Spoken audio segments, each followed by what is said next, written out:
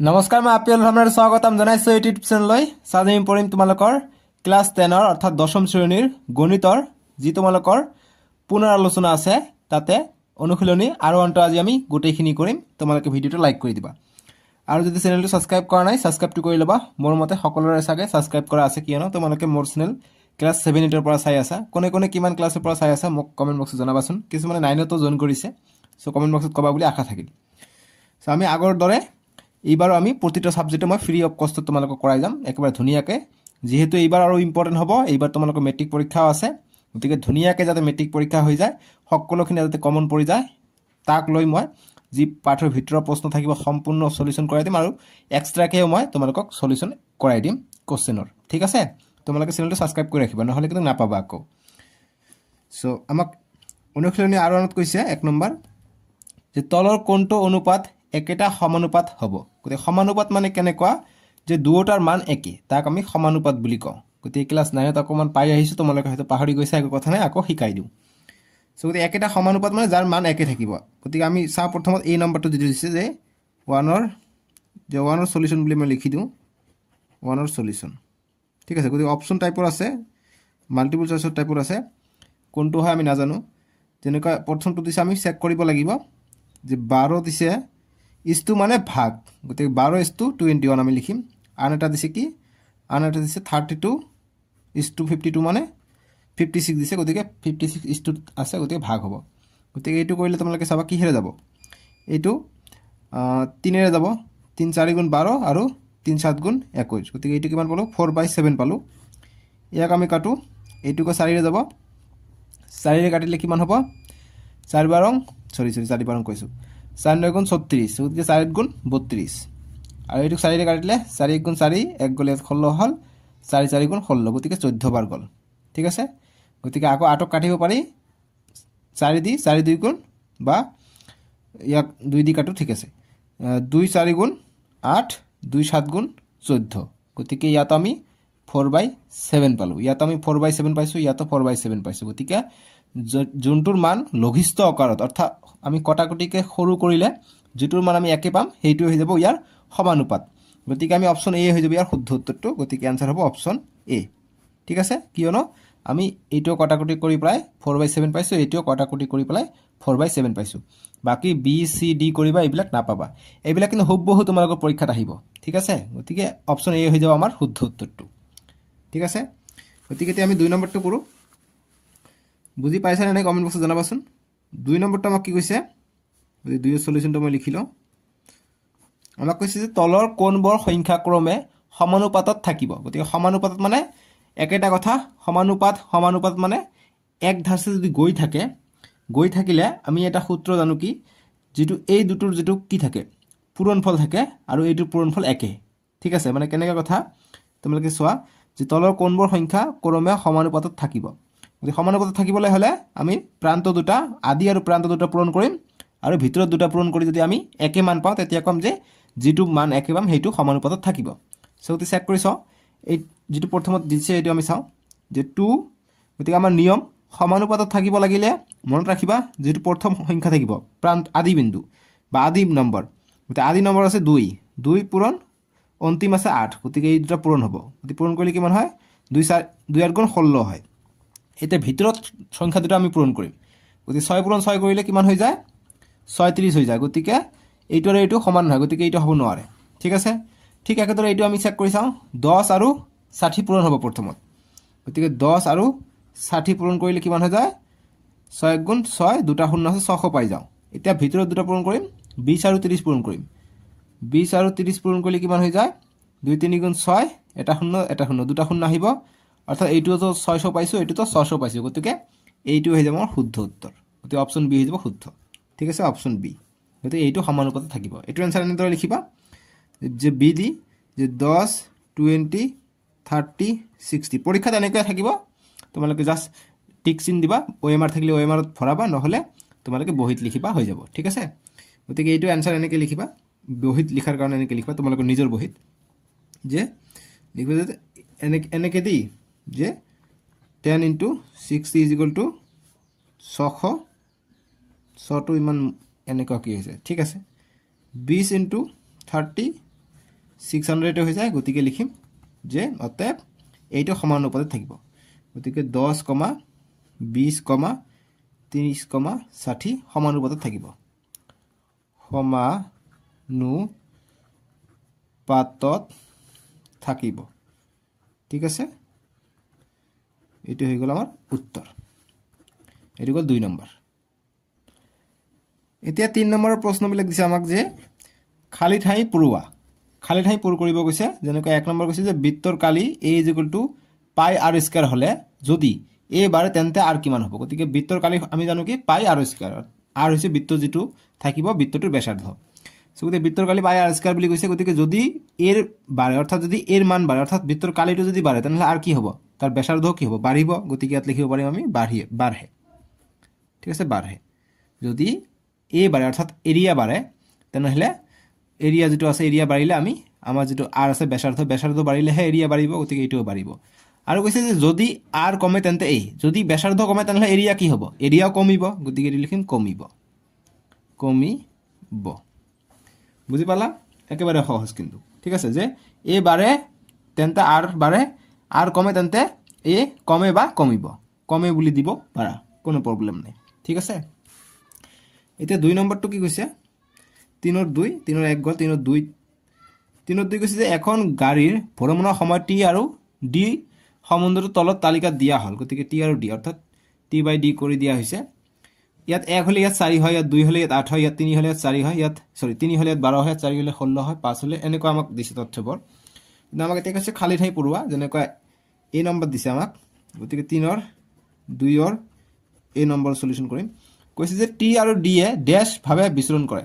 so t আৰু d এ কি ভাবে বিচৰণ কৰে তোমালোকে চোৱা যদি 1 হয় ইয়াৰ মান তাহলে এইটোৰ মান 4 হয় গতিকে ইয়াৰ মান 1 বাঢ়িছে এইটোৰ মান 2 হৈছে ইয়াৰ মান এইটো ডাবল হৈছে এইটো 1 একেবাৰে এইটো কি হয় ডাবল কে বাৰে ঠিক আছে গতিকে কেনে কথাৰ কথা মই তোমালোকক দেখাই দিব বিচাৰো যে এইটো সমানুপাতিক যে আছে ঠিক আছে সমানুপাতিক হৈ আছে গতিকে t/d হৈ আছে মই সাইড দেখাই দিও গতিকে t/d এনেকুৱা হৈ আছে গতিকে t ৰ মান যদি 1 হয় d ৰ মান কিমান হৈ যায় d ৰ মান হৈ যায় 4 আকৌ t/d যদি কৰো এতিয়া t ৰ মান যদি 2 হয় তেনহলে d ৰ মান কিমান বুজাইছে 8 বুজাইছে গতিকে 8 হয় এতিয়া কটাকটি কৰা 2 1 গুণ 2 2 4 গুণ 8 গতিকে আমি 1/4 এ পাও গতিকে 1/4 পাও আমি এইটো মেইনটেইন কৰিছো তোমালোকে চেক কৰা ইয়াত যে t ৰ মান 5 লৈছে আৰু d ৰ মান হৈছে 20 গতিকে 20 গতিকে ভাগ কৰা 5 1 গুণ 5 5 4 গুণ 20 অৰ্থাৎ 1/4 এ পাই আছে অৰ্থাৎ 1/4 টো কি মেইনটেইন কৰিছে গতিকে যেতিয়া মেইনটেইন কৰিব ইয়াৰ মাজৰ দূৰত্বটো সমান থাকিব তেতিয়া আমি কি কম সমানুপাত বুলি কম মান কেইটা একে বলালে আমি কম সমানুপাত গতিকে এটি কি হত থাকিব সমানুপাতত থাকিব গতিকে এই নম্বৰটো হ'ব যে t আৰু d এ সমানুপাতিক ভাবে বিচৰণ কৰে ইয়াত হ'ব সমানুপাতিক ভাবে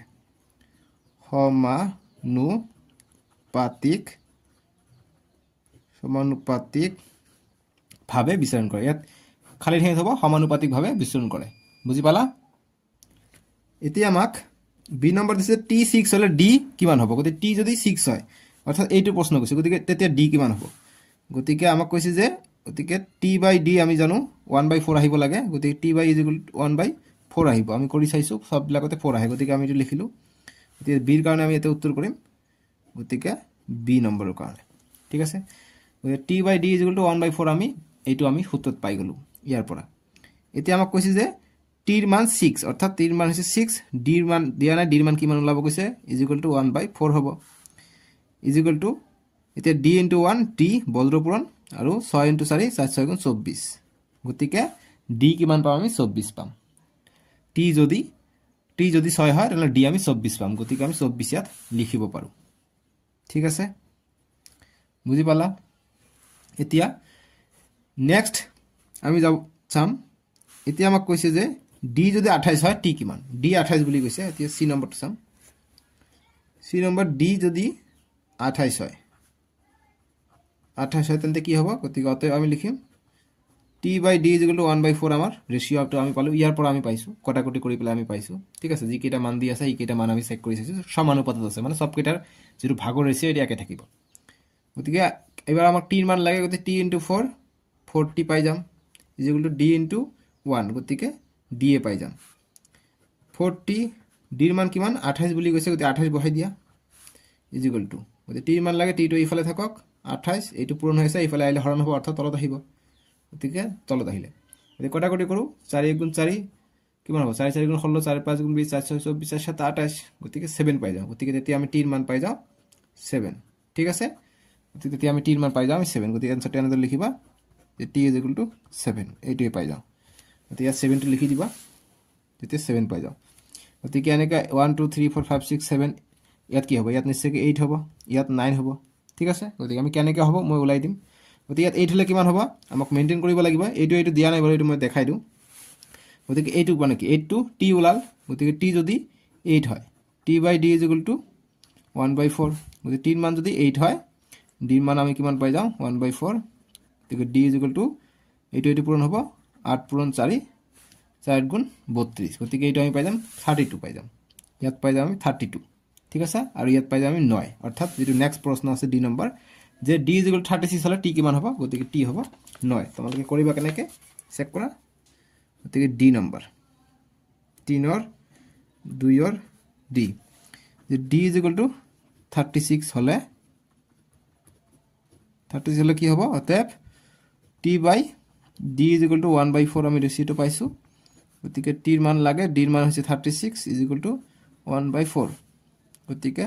এইটো পূৰণ কৰিলে 40 = 36 * 1 36 হ'ব t ৰ মান লাগে t টো থাকক এইফালে গতিকে 36 4 টো এইফালে পূৰণ হৈছে এইফালে আহিলে হৰণ হ'ব গতিকে 4 × 4 4 9 × 36 গতিকে t ৰ মান আমি কিমান পাই গলো 9 ঠিক আছে গতিকে 9 মই বহাই দিছো ইয়াত বুজি পাইছা এতিয়া নেক্সট 6 নম্বৰ প্ৰশ্ন এটা দিছে আমাক এইখিনি বুজি পাইছা না সহজ কিন্তু একেবাৰে এতিয়া 6 নম্বৰ প্ৰশ্ন কৈছে যে যদি p সমানুপাত q হয় গতিকে এইটো মানে সমানুপাত এনেকুৱা ধৰণৰ যে থাকে তেনলে বাস্তানুপাত বুলি কয় ঠিক আছে মানে 1/, যদি থাকে এইটো বাস্তানুপাত বুলি কয় কিন্তু তোমালোকৰ বাস্তানুপাত এতিয়া নাহে তোমালোকে যদি সাইন্সত লৈ পঢ়া তেতিয়া আহিব গতিকে এইটো হৈছে সমানুপাতৰ চিহ্ন গতিকে p সমানুপাত q আৰু p ৰ মান হৈছে 6 যদি p ৰ মান 6 হয় তেনলে q ৰ মান 30 হয় এতিয়া কৈছে p ৰ মান এত হলে q ৰ মান কিমান হ'ব গতিকে p ৰ মান 2 হলে q ৰ মান কিমান হ'ব যেতিয়া p ৰ মান 6 হয় q ৰ মান ইমান হয় এতিয়া p ৰ মান 2 হলে q ৰ মান কিমান হ'ব সহজ একেবাৰে অপচন দিয়া আছে গতিকে অপচন কোনটো হ'ব আমাৰ আনসাৰ ওলাই পৰিব টেনচন নাই গতিকে আমাক কৈছে কি প্ৰশ্নটোত গতিকে সলিউশনটো আমি কৰি লওঁ গতিকে আমি প্ৰথম আমাক যেটো দিছে এটো লিখিম যে গিভেন বা দিয়া আছে বা ইয়াত আমাক কি দিয়া আছে যে p সমানুপাত কি হয় q হয় গতিকে সমানুপাত যদি আমি উঠাই দিওঁ সমানুপাত উঠাইলে সমান সমান আহিলে এটা কনস্ট্যান্ট এটা আহে কনস্ট্যান্ট মানে ধ্ৰুবক পদ যিকোনো দিব পাৰি আমি k টো দিলে ভাল হয় গতিকে k দিবা k টো ধ্ৰুবক গতিকে k q আমি সমানুপাতটো উঠাই দিলো সমান সমান দিলে এই কাৰণে আমি এটা ধ্ৰুবক দিলো গতিকে সাইডত লিখিবা যত k সমানুপাতিক ধ্ৰুবক বা k এটা ধ্ৰুবক বুলি দিলে হয় k এটা ধ্ৰুবক বা সমানুপাতিক ধ্ৰুবক দিলে একো কথা নাই ধ্ৰুবক ঠিক আছে এতিয়া তোমালোকে চোৱা এতিয়া p ৰ মান আমাক কিমান কৈছে p ৰ মান যদি 6 হয় যদি p ৰ মান যদি 6 হয় তেনলে q ৰ মান কিমান হয় q ৰ মান হয় 30 গতিকে q ৰ মান 30 ইয়াৰ পৰা আমি k ৰ মান পাই যাওঁ ঠিক আছে গতিকে আমি সাইডত লিখিম দিয়া আছে বা গিভেন দিয়া আছে কি দিয়া আছে p = 6 আৰু q = 30 এটা আমাক দিয়া আছে এই কাৰণে আমি সাইডত লিখি ললো এতিয়া আমি নেক্সট লাইনটো কৰিম k ৰ মান ইয়াৰ পৰা ওলাই লম গতিকে আমাৰ k ৰ মান লাগে গতিকে k টো ইফালে থাকক 6 ইফালে এইটো পূৰণ হৈছে ইফালে আলে কি হ'ব হৰণ হ'ব গতিকে হৰণ 30 হলে ঠিক আছে গতিকে k ৰ মান লাগে k টো ইফালে থাকক গতিকে 6 এটো হৰণ মানে কি তলত আহিব নিশ্চয়কৈ গতিকে 6/30 হ'ব এতিয়া কটাকটি কৰা 6 × 6 5 6 × 30 গতিকে আমি 1/5 পালো 1/5 = কি অৰ্থাৎ k ৰ মান পালো 1/5 গতিকে আমাক এতিয়া কি কৈছে এতিয়া p ৰ মান 2 হলে q ৰ মান কিমান গতিকে আমি এতিয়া k ৰ মান যেহেতু পাই গলে এতিয়া আমি পাই যাম গতিকে এতিয়া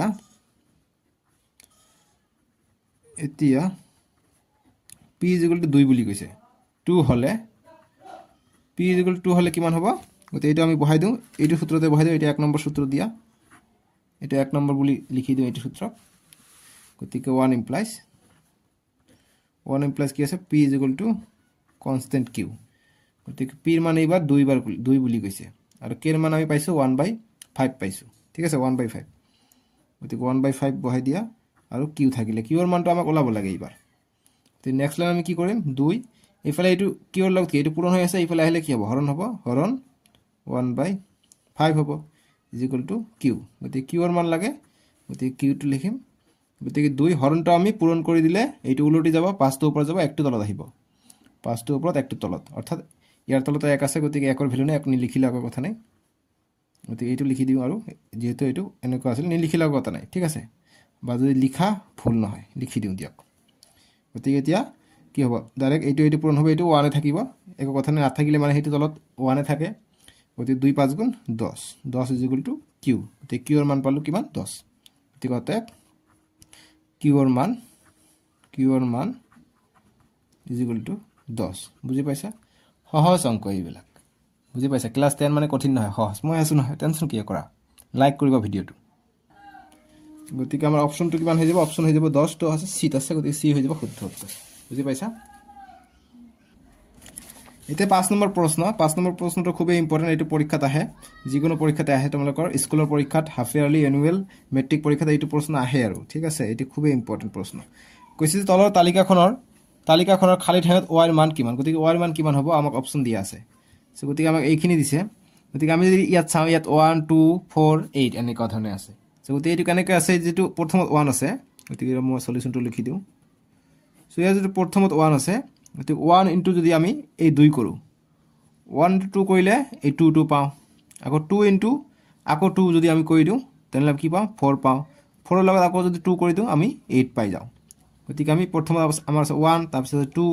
তাৰপিছত আছে 4 তাৰপিছত আছে 8 1 2 4 8 তাৰমানে কি 2 2কে পূৰণ হৈ আছে ঠিক আছে গতিকে নিশ্চয় কি এইবিলাকত ইয়াত 2 2কে পূৰণ হৈ আছে এইটো হৈছে কিন্তু ইয়াত কি হৈছে ইয়াত 2 2 ভাগ হৈ আছে তোমালোকে চোৱা প্ৰথমত 32/2 কৰিছে কিমান হৈ যায় 16 পাই যাওঁ 16 আকৌ 2 দি ভাগ কৰিলে আমি 8 পাই যাওঁ 8ক আকৌ 2 দি ভাগ কৰিলে কিমান পাই যাওঁ 4 পাই যাওঁ গতিকে খালী ঠাইত হৈ যাব কি 4 গতিকে অপশ্যন চি হৈ যাব ৰাইট এনচাৰ ঠিক আছে প্ৰথমত চোৱা 32 আছে 32ক আকৌ 2 দি ভাগ কৰিলে 16 পাওঁ 16টো এইকাৰণে ইয়াত দিছে 16 আকৌ 2 দি ভাগ কৰিলে আমি 8 পাওঁ 8টো আকৌ ইয়াত দিছে গতিকে 8ক 2 দি ভাগ কৰিলে আমি 4 পাওঁ 4টো নিশ্চয়কৈ ইয়াত হ'ব গতিকে অপশ্যন চি হৈ যাব ঠিক আছে গতিকে অপশ্যন চি এইটোৱে এনচাৰ বুজি পাইছে একেবাৰে সহজ আছিল আৰু ইমানে আছিলে এইটো অনুশীলনী আমি নেক্সট ভিডিঅ'ত R2 কৰিম ঠিক আছে স্ক্ৰীনত উঠিব ৰাইট সাইডত নহলে ডেসক্ৰিপচনত দিয়া আছে তাতে ক্লিক কৰি চাব পাৰিবা আৰু তোমালোকৰ কাৰণে মেথছৰ কমপ্লিট প্লেলিষ্ট বনাই দিয়া আছে তোমালোকে প্লেলিষ্টত গৈ সকলোখিনি চাব পাৰিবা ক্লাছ 10 মেথছ আসাম বুলি লিখা আছে হেতু ঠিক আছে আৰু সকলো সাবজেক্ট আছে অসমীয়া আছে সোশ্যাল সায়েন্স আছে জেনাৰেল সায়েন্স আছে হিন্দী আছে তাৰপিছত তোমালোকৰ ইংৰাজী আছে সকলো চাবা বুলি আশা থাকিল so bye bye take care তোমালোকে ভালি থাকিবা দেই আৰু এটা কথা ক'বলৈ পাহৰি থাকিলোঁ তোমালোকে যদি এতিয়াৰ পৰা ভালকৈ পঢ়া তোমালোকে একো প্ৰব্লেম নাই মই তোমালোকৰ এক্সট্ৰাকৈ MCQ দিম তোমালোকৰ ডেসক্ৰিপচনত পাই যাবা MCQ বিলাক ঠিক আছে গতিকে চেনেলটো সাবস্ক্ৰাইব কৰি ৰাখিবা যেতিয়া মই MCQ ভিডিঅ' দিম তোমালোকে যাতে পাই যোৱা MCQ কিন্তু খুবেই ইম্পৰ্টেণ্ট তোমালোকে জানা যে তোমালোকৰ 45টা MCQ থাকিব কনচেপচুৱেলাইজ আৰু ডেসক্ৰিপটিভ টাইপৰ প্ৰশ্ন থাকিব গতিকে R1 কমপ্লিটলি MCQ টাইপৰে ধৰি লোৱা ঠিক আছে MCQ পৰা কিন্তু ইয়াৰ পৰা প্ৰশ্ন আহিব পাৰে বা এনেকুৱা কনচেপ্টত আহিব পাৰে সো কেনেকৈ আৰু যদি বনাই দিয়ে বা কনচেপচুৱেলাইজ যেহেতু 35% 20% সৰি 25% 35% কি কনচেপচুৱেলাইজ থাকিবই মেট্ৰিক পৰীক্ষাত গতিকে সেইখিনিলৈকে মই তোমালোকক ফ্ৰীতে মই তোমালোকক কভাৰ কৰাই দিম ঠিক আছে টেনশ্যন নল'বা অকল লগত থাকিবা ঠিক আছে বাৰু ভাল লাগিল তোমালোকক ক্লাছ 10ত লগ পাই আৰু কি ক'ম ইমান দিনলৈকে তোমালোকৰ লগত ভিডিঅ' বনাই আছোঁ ভাল লাগি আছে তোমালোকৰ লগত এটা সম্বন্ধ গঠন হৈছে তো এতিয়া আৰু ছাবস্ক্ৰাইব কৰিব নকওঁ তোমালোকে যদি কৰা আৰু 5 বছৰ ধৰি কৈ আছোঁ নকৰা যদি নকৰিবাই আৰু যিসকলে কৰিছা ভাল কথা ঠিক আছে আৰু যিসকলে মোৰ কথা শুনে নিশ্চয়কৈ কৰিছে তো থেংক ইউ ছ' মাছ যিসকলে ছাবস্ক্ৰাইব কৰিছে চ' আজিলৈকে আহোঁ বাই বাই টেক কেয়াৰ দেই